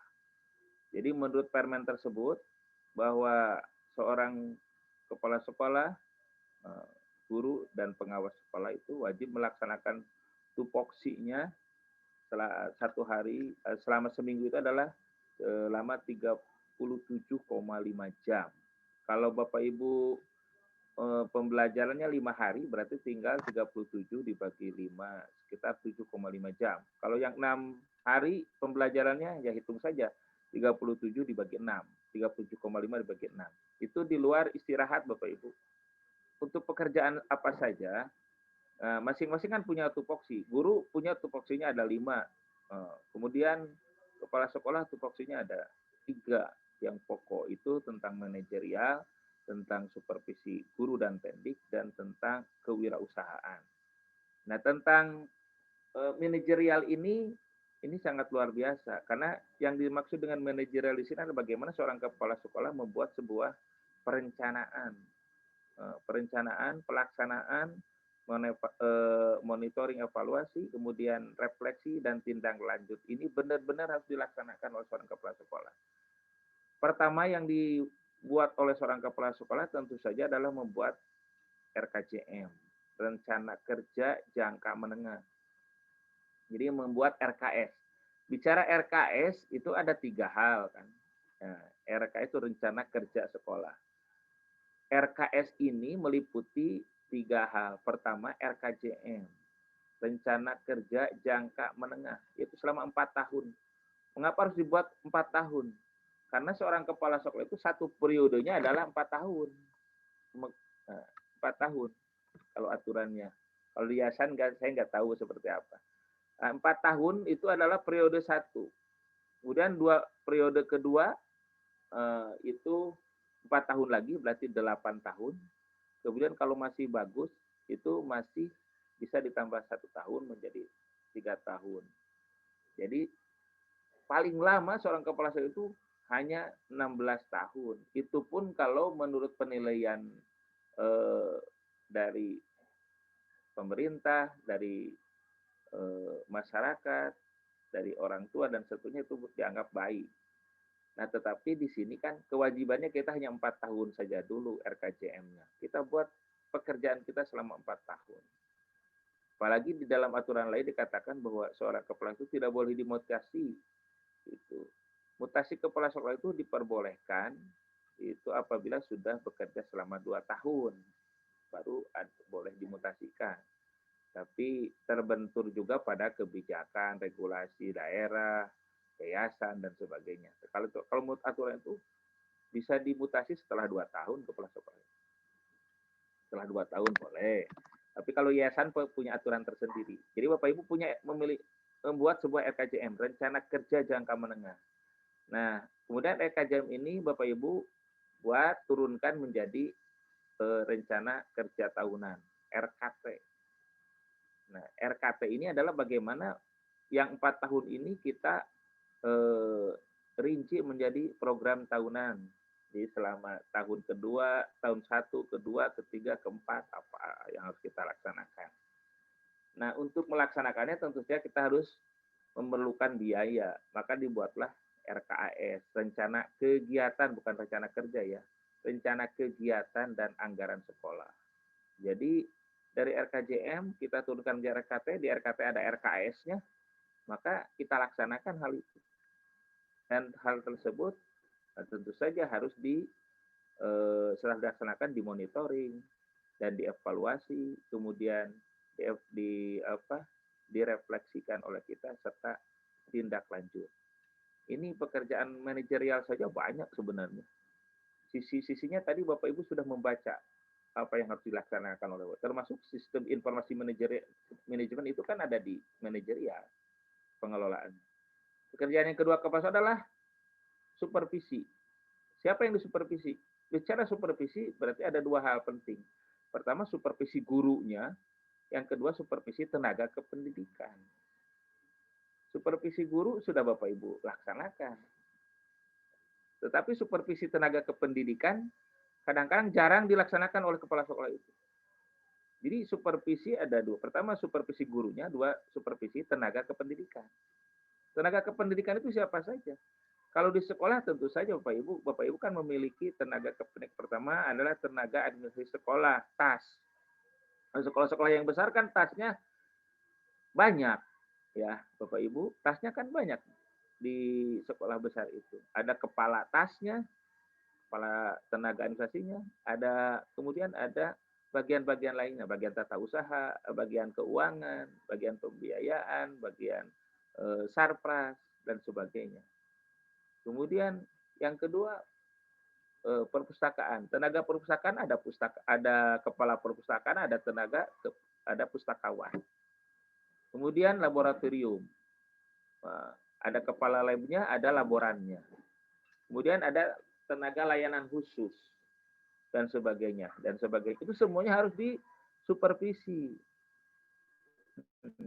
Juga selain supervisi harus dinilai. Makanya ada penilaian kinerja guru dan penilaian kinerja tenaga kependidikan.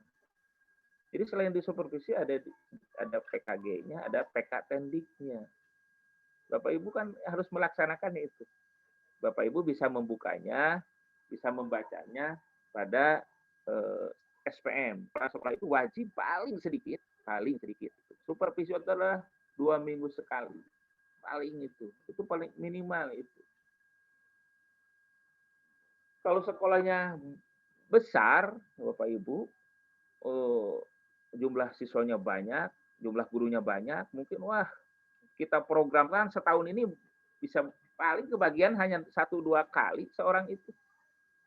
Paling 1 tahun itu hanya semester 1 dan semester 2 saja. Oleh kepala sekolah disupervisi. Kan di supervisi ada perencanaan, ada pelaksanaan, ada monef, ada refleksi, ada tindak lanjut. Nah itu semuanya kita siapkan. Siapa saja yaitu guru dan tenaga kependidikan yang banyak itu. Kalau tidak mampu tentu saja kita bisa melibatkan guru senior. Nah kemudian kewirausahaan. Tugas yang ketiga kepala sekolah adalah kewirausahaan. Kewirausahaan ini memang Bapak Ibu jangan sampai berpikiran bahwa kewirausahaan adalah bagaimana menghasilkan uang sebanyak-banyaknya kepada sekolah. Bukan itu kewirausahaan ini. Tetapi kewirausahaan yang bersifat soft. Nah, apa itu? Jadi seorang kepala sekolah tadi sudah disampaikan oleh Bu Yani juga harus memiliki kreativitas tinggi seorang kepala sekolah. Nah, kemudian dia juga harus menanamkan sikap kreatif, inovatif, pantang menyerah, berani melakukan sesuatu, bertanggung jawab atas tindakannya. Itu harus ditanamkan pada jiwa seorang kepala sekolah, jiwa guru, jiwa anak-anak kita. Itu tugas kita. Jadi bicara kewirausahaan bukan bicara masalah uang saja, tetapi bagaimana seorang kepala sekolah harus memiliki kreativitas, inovasi, keinginan untuk maju, pantang menyerah, berani menanggung resiko, begitu. Itu jiwa-jiwa seperti itu mesti ada dan harus ditanamkan kepada guru dan anak-anak didik kita. Selain tentu saja kewirausahaan yang bersifat materi, silahkan itu oleh Bapak Ibu kembangkan. Nah Bapak Ibu, sebelum saya masuk ke hal lain, saya ingin tegaskan. Pertama, kalau saya membaca tugas 0, ada sebagian, kalau tugas 02 saya sudah membacanya dan sudah menilainya semuanya. Tentu saja mengapa saya menilai seperti itu masih bisa diperbaiki. Makanya di sana nilai sementara gitu. Bapak Ibu bisa memperbaikinya, silahkan. Mengapa harus sementara? Supaya bisa diperbaiki. Kalau Bapak Ibu merasa udah cukup, ya silahkan. Ya, tetapi terus bisa diperbaiki terus. Kita masih ada waktu Bapak Ibu sampai pukul 18 sore ini, Bapak Ibu bisa memperbaikinya kalau masih dianggap kurang. Kok nilai saya masih begini? Mengapa saya misalnya menyampaikan hal tersebut agar ada perbaikan, terutama Bapak Ibu di OJT 1 tugas yang sangat krusial adalah tugas 02. Saya katakan itu tugas 02 adalah tugas yang paling krusial. Bukan berarti tugas 03, tugas 04 tidak berguna. Mengapa disebut krusial? Karena tugas 02 ini akan berhubungan dengan tugas 06, tugas 08, tugas 12, tugas 14. Ini kalau misalnya dasarnya kurang kuat atau misalnya kurang paham, agak sulit. Saya tegaskan sekali lagi, tugas 02 ini pertama Bapak Ibu mengidentifikasi masalah itu adalah hanya terbatas pada masalah pembelajaran saja. Bukan berarti tidak boleh masalah guru, masalah pembiayaan, masalah sarana, bukan tidak boleh. Itu boleh. Mengapa harus pembelajaran? Karena pertama alasannya, nanti itu Bapak Ibu pada waktu OJT 2 akan melaksanakan RPS. Nah, RPS-nya dibuat pada waktu IST. Pada waktu 6 hari di OJT 2, Bapak Ibu harus melaksanakan tindakan RPS. Kalau misalnya sekupnya memperbaiki guru, itu tidak mungkin dalam 6 hari. Begitu maksudnya. Mengapa mikro begitu? Misalnya mempelajari kedisiplinan akan mengubah kedisiplinan siswa dalam waktu 6 hari, ya bisa saja dalam skala kecil. Tapi untuk memperbaiki kinerja guru dalam 6 hari, memperbaiki sarpras dalam 6 hari, sangat tidak mungkin itu. Jadi praktek RPS itu di OJT 2, dasarnya dari tugas 02. Makanya saya tegaskan, ambil identifikasi masalah 3 saja, atau lebih 3 juga boleh.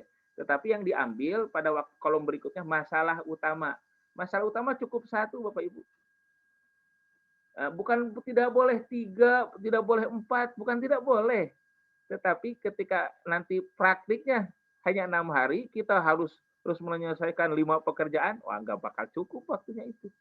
Makanya ambil 1 saja. Itu maksud saya itu ya Pak Ibu ya.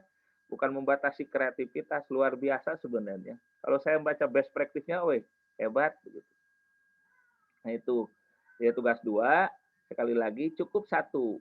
Ya, 1 masalah, kalau mungkin juga 1 variabel. Kalau Bapak Ibu, saya ingin 2 variabel, boleh, tapi harus dipikirkan juga. Begitu. Saya ingin perbaiki misalnya apa? Motivasi dan hasil belajar siswa. Berarti ada 2 variabel yang harus diperbaiki. Kita buat RPS-nya, kita laksanakan waktu EJT 2 nanti. Nah itu, bukan bawel ya Bapak Ibu ya. Nanti akan bingung gitu kalau tidak diperbaiki dari 02. Nanti di 02 belum ada solusi, Bu. Tidak perlu menyantum kalau solusi masalah ini akan begini, nggak perlu. Cukup masalah saja. Nah, solusi itu nanti ada pada tugas 04. Ya, misalnya Bapak Ibu memiliki masalah tentang apa?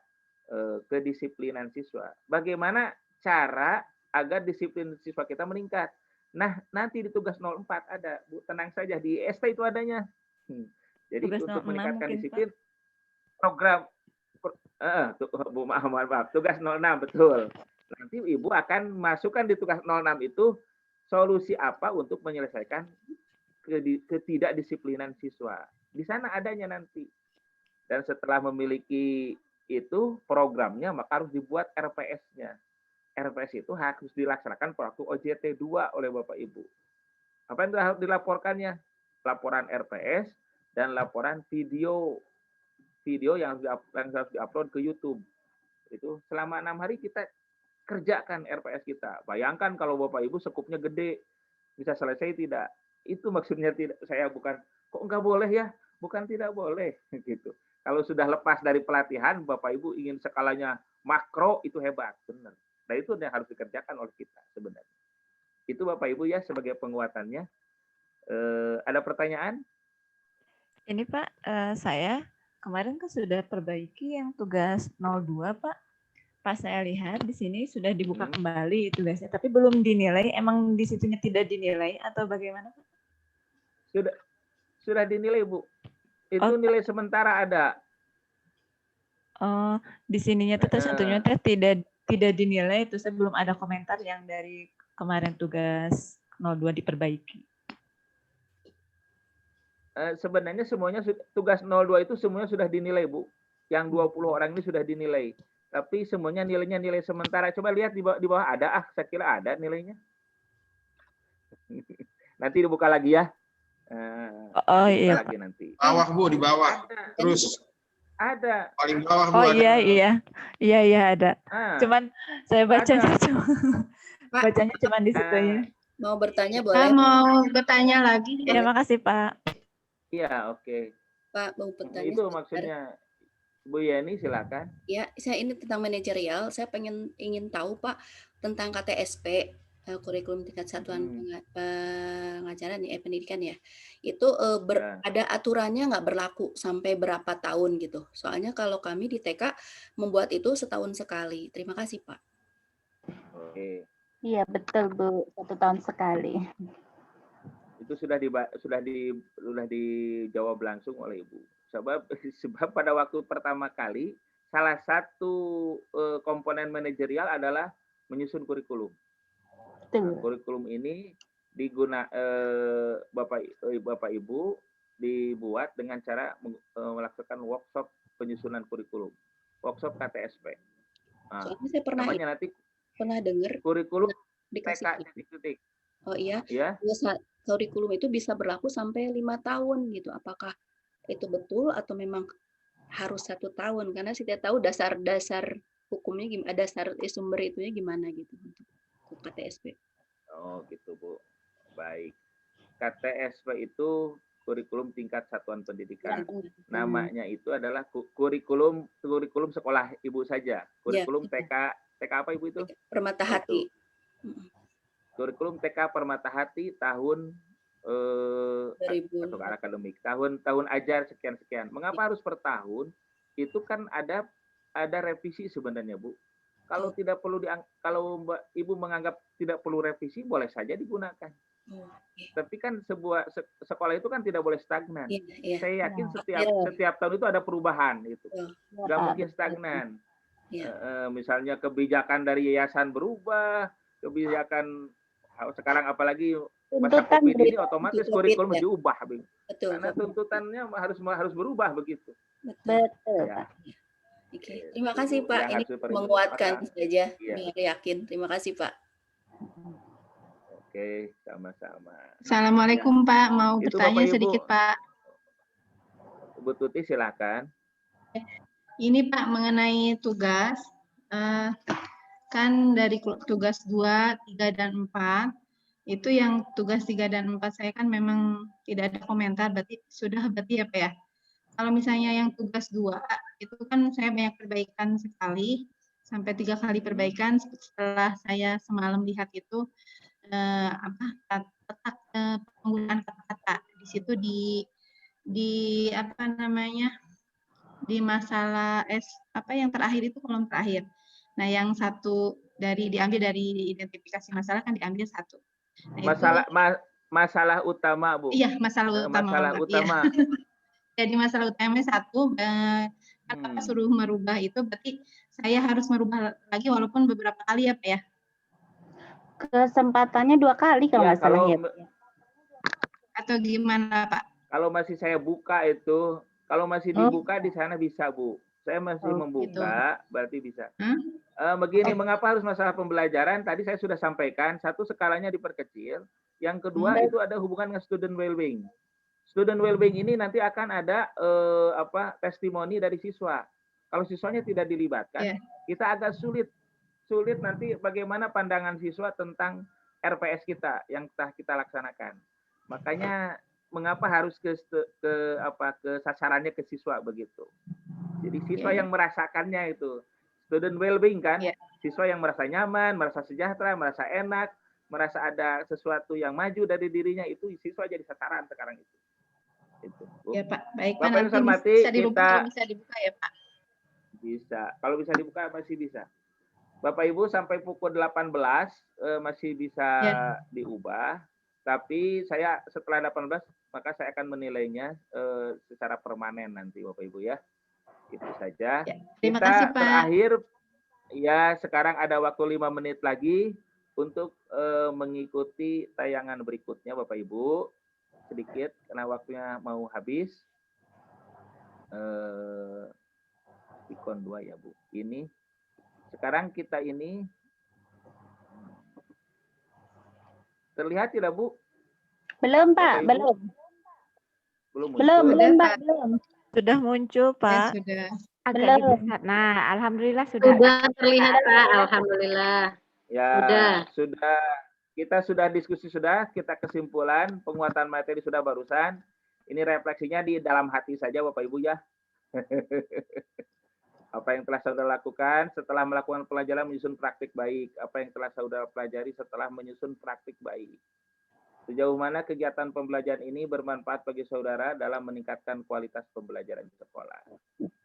Nanti Bapak Ibu, ngapa saya tidak terlalu banyak di sini, nanti presentasi refleksi baik, praktik baik akan dilaksanakan pada waktu IST Bapak Ibu. Ya, nanti Bapak Ibu harus menyampaikan hasil praktik baiknya secara dipresentasikan pada waktu IST. Nah, begitu. Silakan refleksi saja pada diri Ibu. Bapak Ibu silakan refleksikan ini. Apa yang telah saudara pelajari setelah melakukan pembelajaran menyusun praktik baik.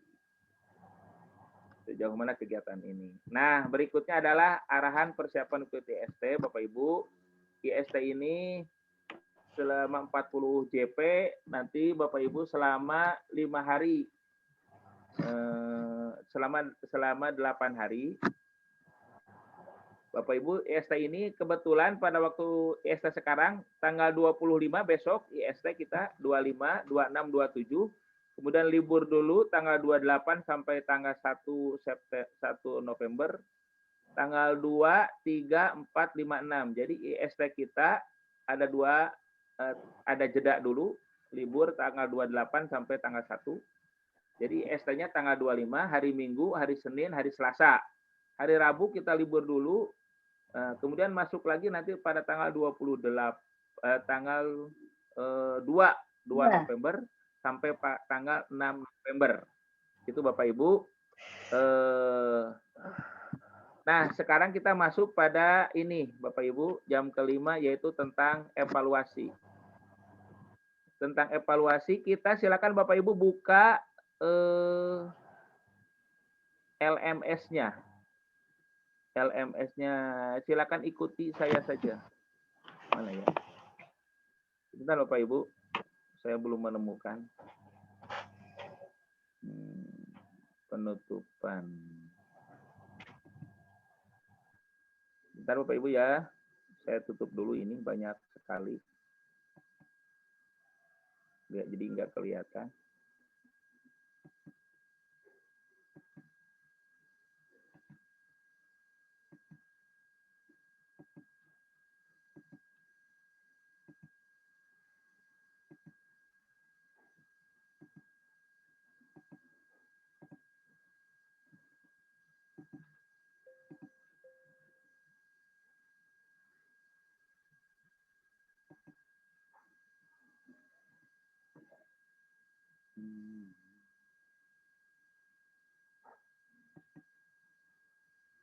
Bapak Ibu, ini buka LMS-nya kegiatan OJT 1.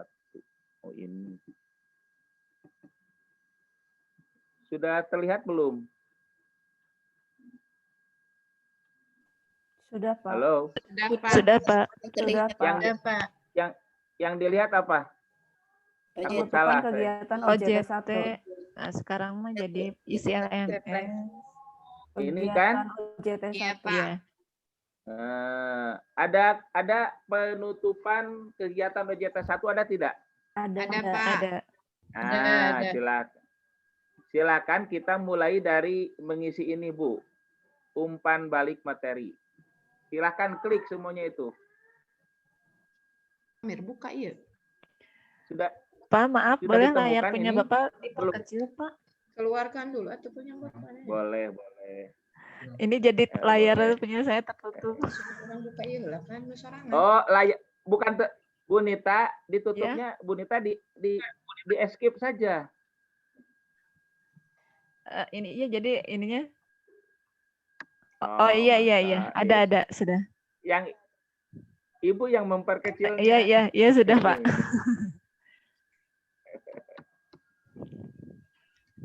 LMS sebenarnya. Ini buka OJT 1 ya. Kalau tadi kan kita masuk Zoom di sini. Ya. Masuk Zoom kan di sini. Sekarang ini umpan balik materi, Bu. Silakan buka semuanya. Apakah semua peserta sudah ke sini? Bapak Ibu, kalau sudah selesai mengisi ini sampai Belum, selesai, Pak. Bu ya. Satu-satulah. Umpan balik materi, klik. Nah. Nanti sudah ke sini belum? Sudah. Nah, answer the question. Answer the question, silakan klik. Nah.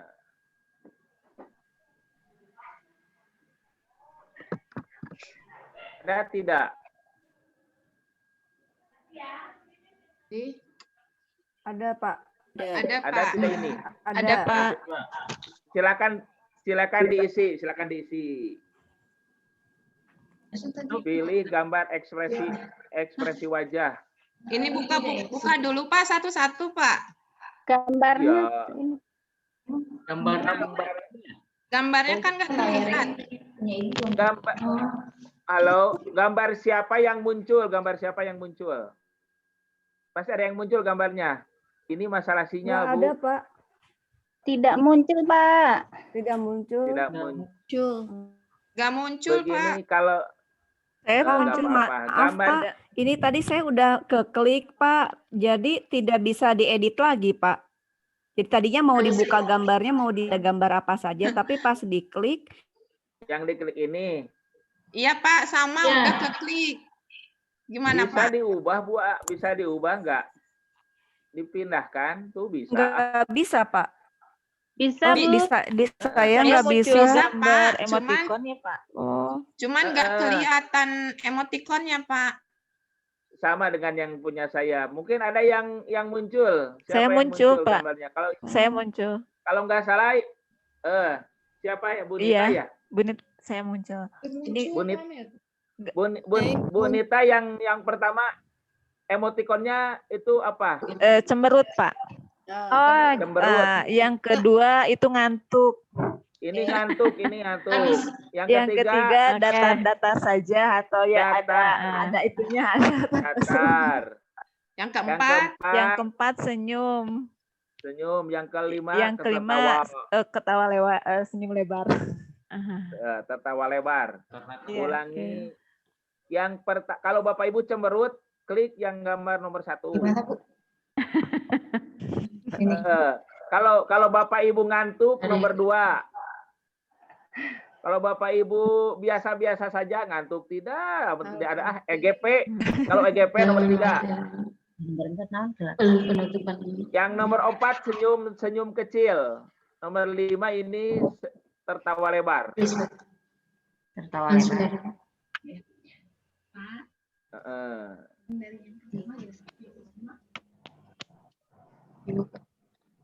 Iya udah. Apa hal penting yang saudara telah pelajari? Silakan ditulis di sini. Apa hal berbeda yang ingin saudara lakukan? Tulis di sini. Kemudian submit kuesioner. Setelah itu submit kuesioner. Bukan kuesioner. Ibu udah masuk kuesioner, Teh? belum. Ya. Iya, belum. Di mana? Nomor 8. Ada. Hal yang penting saudara. Sudah? Semuanya sudah? Belum, Pak. Belum. Silakan kalau belum. Santai saja, Bu. Pak, saya belum tadi masuknya dari mana? Ketinggalan saya tadi internetnya agak ini. Masuk ke umpan. Ibu. Pak. Nilai nak. Umpan balik materi. Nah, Masuknya dari mana dulu, Pak? boleh. Dari dashboard dulu. Tadi teh agak ini internetnya Ibu, jadi ketinggalan. Hal berbeda Ibu yang masuknya. ingin saudara lakukan. Coba Ibu lihat saya ya. kebaikan pembelajaran Iya, pada Lihat share screen saya, Bu ya. Ini share screen saya, lihat. kegiatan berikutnya. Nah, dari sini Bu, OJT 1. Ya, sudah. Baru saya bertanya siapa Bu Lia? Iya, iya Bu Yulia. Bu Yulia, nah sudah. Nanti di bawah ada penutupan kegiatan OJT. Iya. Ini masuk Bu, umpan balik. Klik umpan balik. Iya, iya. Kegiatan berikutnya. Nah. Yang tadi yang kita ini. Nah, langsung.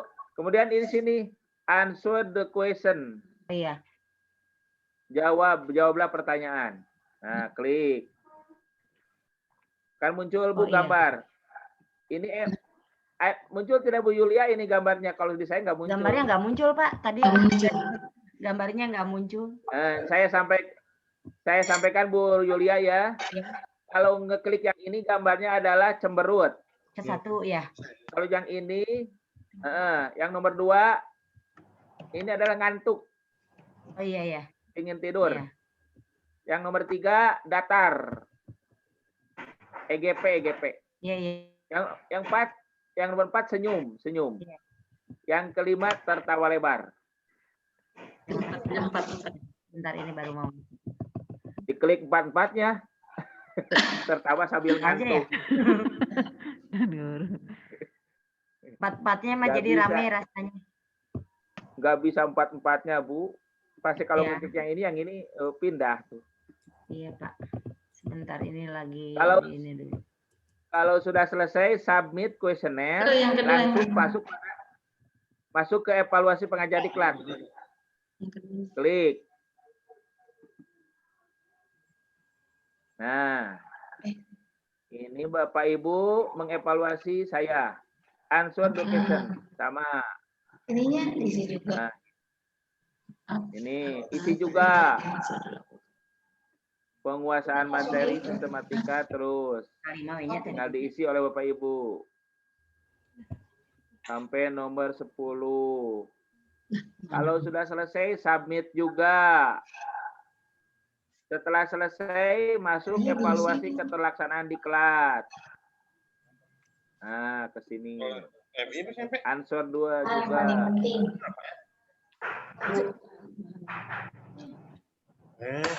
Ini maksudnya apa gambar yang itu?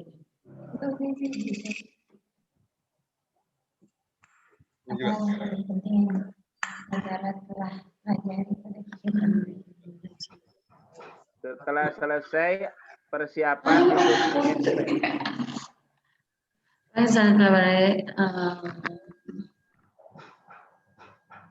silahkan diisi Bapak Ibu. Apa? Yang paling penting tugas kepala sekolah. Pak Haji, Pak Haji maaf tanya. Setelah Ya. thank you for completing this questionnaire, lanjut itu dilanjut gimana Pak? Lanjut ke bawah. Submit Bu. Submit bawah. Disubmit. Sudah. Sudah disubmit langsung ada di bawah evaluasi pengajar diklat. Klik evaluasi pengajar diklat. Bawah samping Umpan balik kembali ke umpan balik materi ya Pak. bawah Bu, bawah sebelah kanan. Di bawah sebelah kanan ada.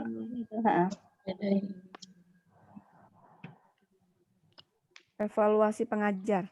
Ya. Ya, betul. Klik lagi itu. Klik, terus answer lagi. Dan answer question. Answer the question. Betul. Diisi. Disubmit. Langsung masuk lagi evaluasi diklat. Gitu aja. Sampai 4 Bu. 4. Ada 4.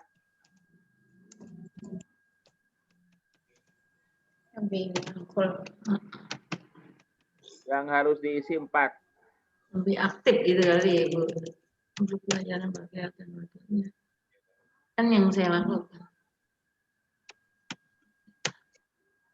Apa tadi? Laptop saya mati, Pak.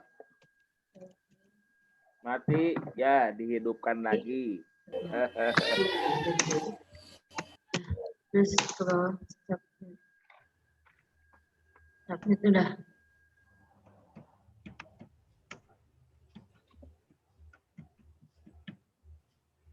Terus balik ke bawah terus lagi. Lanjut. Baiklah. Terus keluar.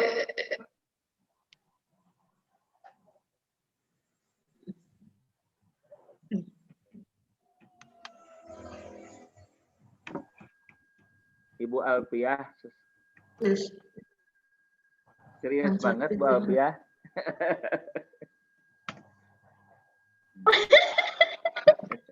Kenapa, Pak? Serius banget. Haji, Haji, kalau sudah submit kan ada tulisan lanjut. Lanjutnya ke evaluasi pengajar diklat. Sudah, Pak. Klik di submit. Lanjut lagi. Ini. Lanjut. Klik lanjut ya, Pak. Ya, lanjutnya ke ini, ke balik lagi ke apa, Pak? Evaluasi keterlaksanaan diklat, Ibu, lanjutkan. Di bawah ada evaluasi keterlaksanaan diklat.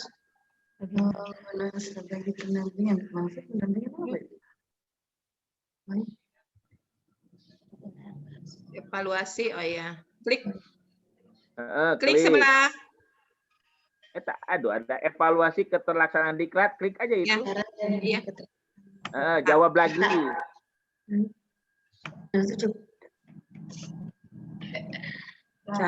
Bapak klik lagi. Ya, apa, Pak? Jawab lagi.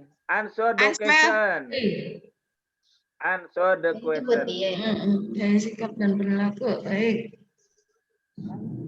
Setelah melakukan ketepatan waktu pelaksanaan pengambilan baik sekali. Kita dan menilai kecukupan isi materi dengan pengambilan.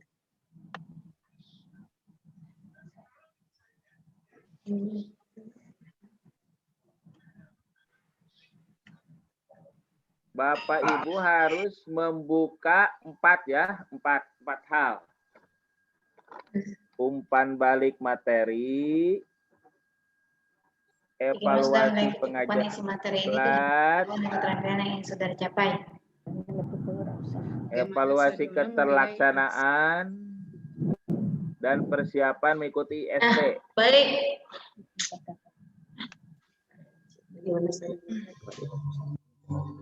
Sekali. Sangat. Ibu Busro ditutup attitude-nya. Kok mengisinya? Iya, Pak, lupa.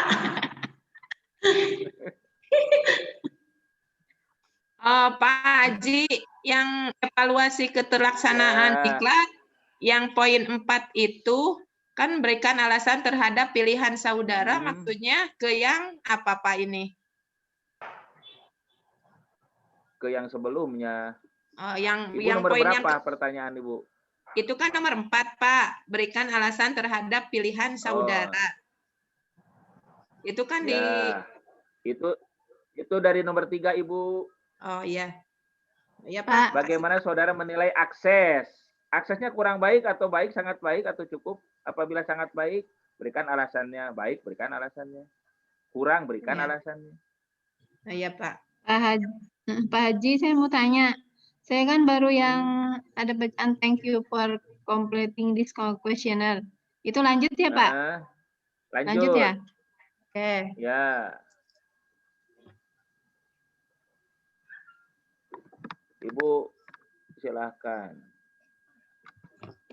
Baik. Kurang baik, Pak. Mengapa kurang baik? Alasannya laptop saya jelek.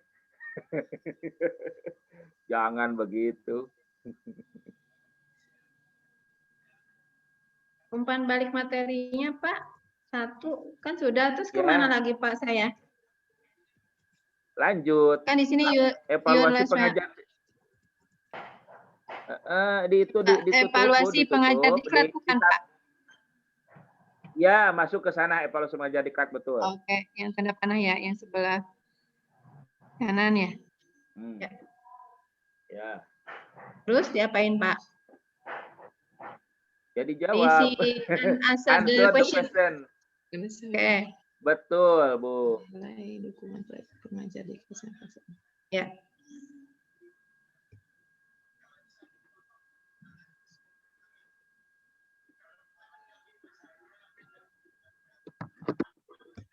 Itu Pak, sistematika pendampingan apa Pak maksudnya Pak?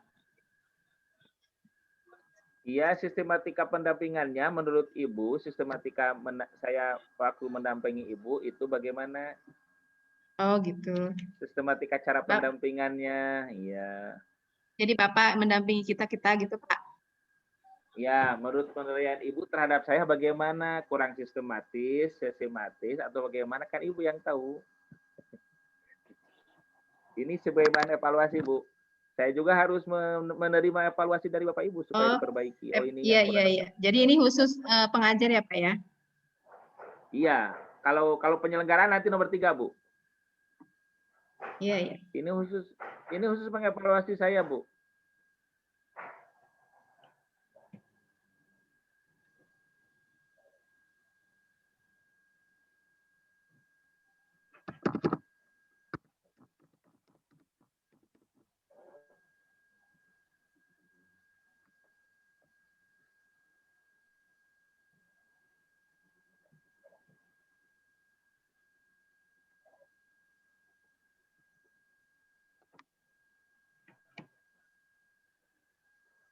Bapak mau bertanya? Iya, Ibu Yulia, silakan. Haji, iya. Ini saya mau tanya yang nomor 4, yang evaluasi apa ini teh? Yang berikan alasan terhadap pilihan saudara. Maksudnya mana ini teh Pak? Yang keterlaksanaan evaluasi keterlaksanaan diklat. Ibu nomor 4 bukan? Iya, nomor 4 itu yang esai. Yang evaluasi keterlaksanaan diklat. Iya. Jadi yang nomor 4 Iya, Ibu nomor 3-nya memberikan alasan itu melihat nomor 3. Oh, jadi Ibu alasan jawabnya yang mana? Iya, maksudnya alasan dari nomor akses, berapa? Akses. Oh, akses. Oh iya. Nomor 3. Oh, jadi itu alasan dari nomor 3 gitu. Iya. Si Bapak. Kalau sudah selesai disubmit ya, Pak.